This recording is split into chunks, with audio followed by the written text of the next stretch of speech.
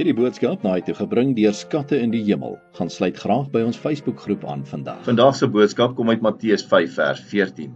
Daar staan: Julle is die lig vir die wêreld.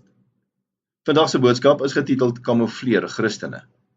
Baie Christene is verkleer mannetjies of sal ons maar sê verkleer vroutjies.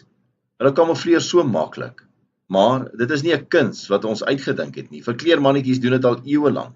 Hulle smelt in by hulle omgewing, by die groen, die grys en die geel, en ook die aardsheid van die grond. Jy sien hom en tog ook nie. Kil jou hier en kil jou daar, sê hulle. Ongelukkig is baie Christene so dat 'n mens sou kon raai dat hulle anders is as hulle omgewing of behoort te wees nie. Hulle lyk nes die ander mense, hulle kruip weg. Hulle geloofsbelijdenis word nooit in die openbaar gedoen nie. Miskien nog Sondag in die kerk, maar nie in die week en in die wêreld nie.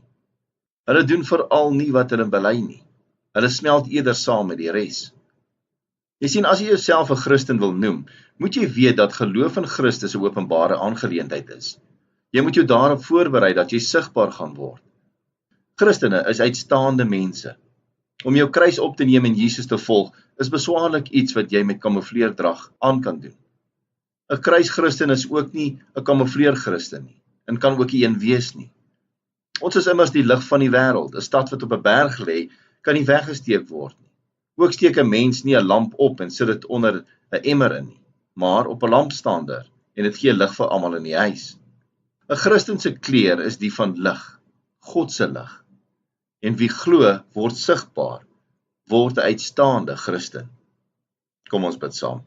Hemelse Vader, vanmôre kom ons en ons gee ons kamoufleer uniform in en neem ons kruis op. Ons dank U, Here, vir die voorreg om 'n Christen te kan wees. Ons bid dit in Jesus naam. Amen.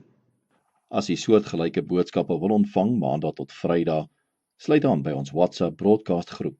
Stuur net jou nommer na 072 581 2973.